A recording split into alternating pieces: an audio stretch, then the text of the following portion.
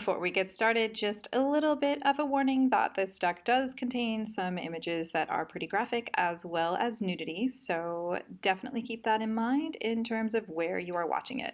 And now, here is Mildred Payne's Oracle of the Black Enchantment. Hello everyone, Misha here, and today we are continuing with our fabulous fall exploration of all sorts of spooky tarot card and oracle card decks. And I am getting to share with you today one of my favorite super creepy horror shows of a deck, Mildred Payne's Oracle of the Black Enchantment.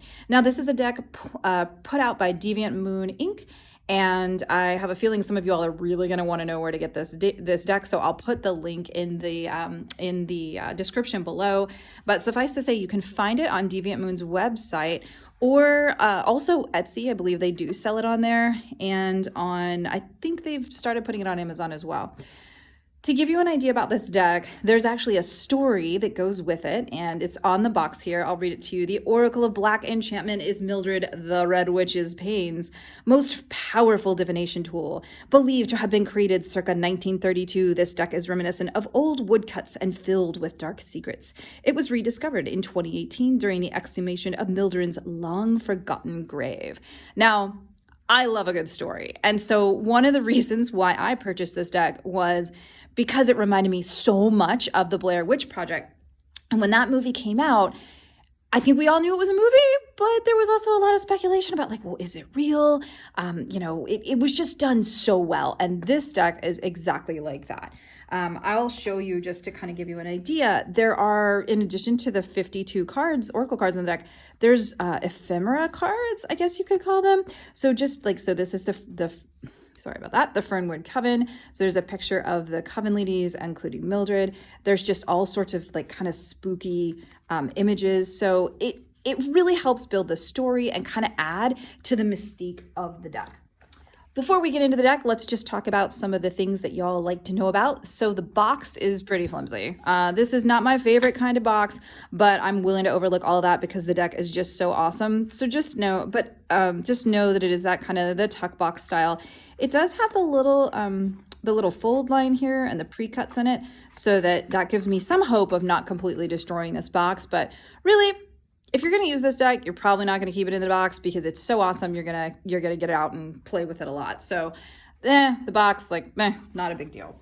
This is not a mass marketed deck from, a big creator. It's coming from the artists themselves. So, things that you might expect to find, like fancy colored edges that are sparkly, or super thick cardstock, you're not going to find that with this deck. The cardstock is pretty strong though. I'm not going to bend it like I would on other decks, but it's pretty tough. It is a matte finish, and the cards are all, at least in my deck, and we'll talk about that in a second, the cards are all this really pretty antique, almost like a tea or coffee stained, and it's a little hard to tell, but you can see it with these two. They do have different colorations, which I think is a really nice aspect of this deck. Instead of all just being this neutral tan color, they have different shades. Now, I mentioned in my deck, and that's because since this deck has been published, there have been several, I believe they're called mutations of the deck that has come out, which I love even more. There is a blue deck where everything you see here would be in a blue shade. There's a blood deck where everything is red, and there's also a Samhain deck where everything is orange.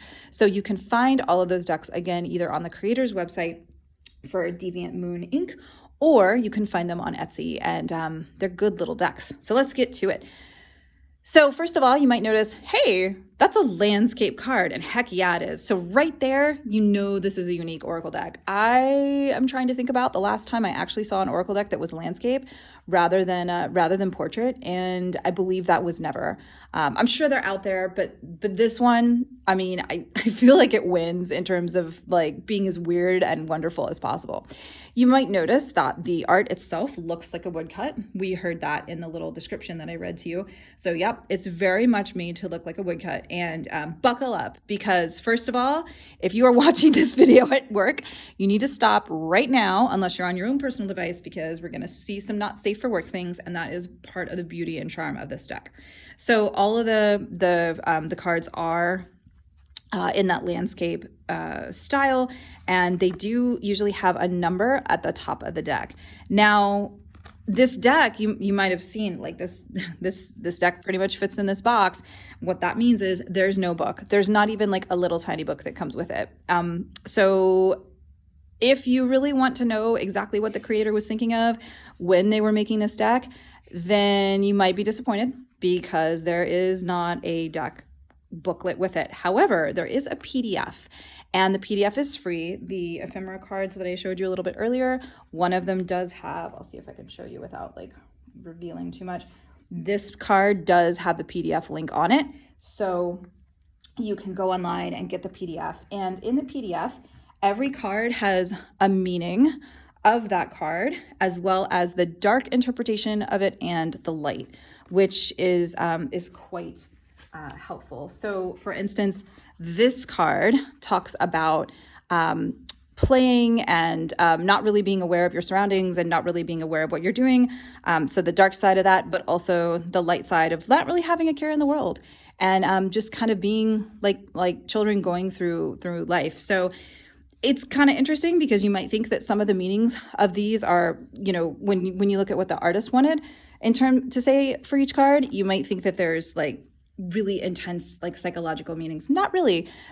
You only get about a sentence or two about each card, which I think is quite lovely because that allows us to have even more interpretation with them. Now that being said, this is definitely a deck where you need to use your own personal intuition and your own personal stories. Many of the pictures are pretty intense, so this is not a deck that I would take to work. This is probably not something I would want when I used to work at the county, my boss stumbling across sitting on my desk as the card for the day. There's also nudity, so if that's not your cup of tea, don't get this deck because there's definitely some nudity in it. And there's also, like, I'm really glad I just flipped to this card. There's also a grotesqueness and a macabre that comes out in this that I have never seen anywhere else. No, that's not true. I guess there's one or two decks. I think it's the Oracle of the Absurd, maybe. I'm not sure. And actually, Deviant Moon's deck, this is kind of the vibe of some of their other Oracle decks as well.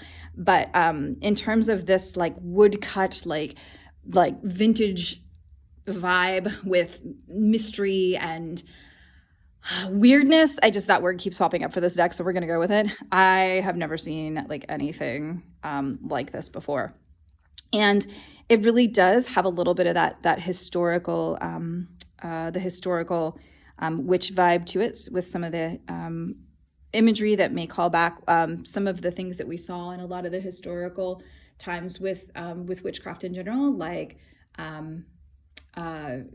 the witch hunts and burning at the stake. So just know that when I say that the imagery is graphic, I mean it. I'm not pulling any punches, and this deck really doesn't either.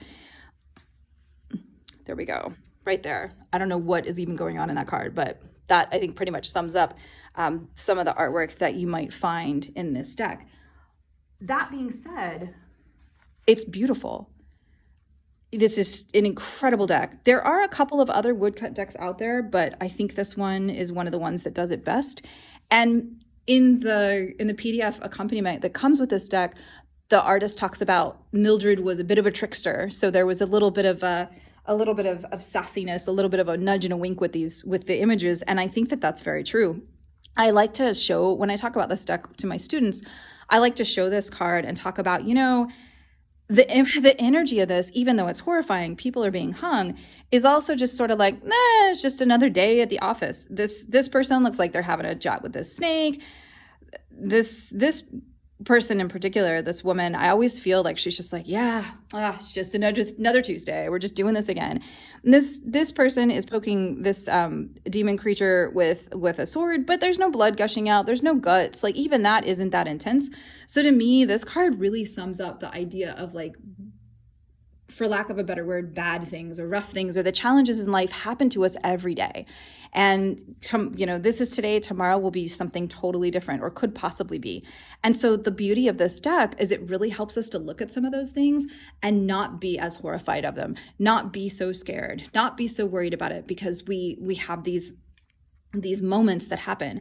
And each one, I want to emphasize, each one really does have a light and a dark side. So I'll pause it on this card. And again, not safe for work. When I was reviewing these, I looked at this card and I looked up the meaning and thought, oh, that's great. Like, this is the last card in the deck. It's number 52. It's talking about the witch's Sabbath, and the dark side of it is the Queen Witch conjuring all the demons for the other members of the coven to engage in salacious, lewd, and forbidden acts. So that's kind of the dark side of it. So that idea of going to excesses, partying too hard. The light side of it was a gathering, enjoying new things, having a party. So I think that's really kind of sweet that the light side of these cards is just so simple and so light. Again, there's some not safe for work going on in there, so just be aware of that. And also know that some of the images may be a little triggering. This one in particular, whenever it comes up for me, sometimes it can be a little bit rough. And some of them are also just, really simple in their beauty. So this is a deck that if you are looking for one that is just super spectacular for the Halloween season, for the dark times of the year, or just really, quite frankly, for shadow work and connecting in to some of the darker parts of the human experience, this is a great deck for that. You can probably tell from the way I'm describing it, this is one of my favorites, and I look forward to working with this deck every year. If you do get it, let me know in the comments. I'd love to know what color you got, what drew you to it, and if you did get another version, I'd love to see some of the cards. My name is Misha. I have been here reviewing Mildred Payne's Oracle of the Black Enchantment for Cypress Pillar Healing Arts. If you liked our video, please do smash that like button and consider subscribing to us. We do lots of different tarot and oracle reviews, as well as a whole host of different videos intended to help you grow a healthier you. I have loved sharing this time with you, and I'll see you next time.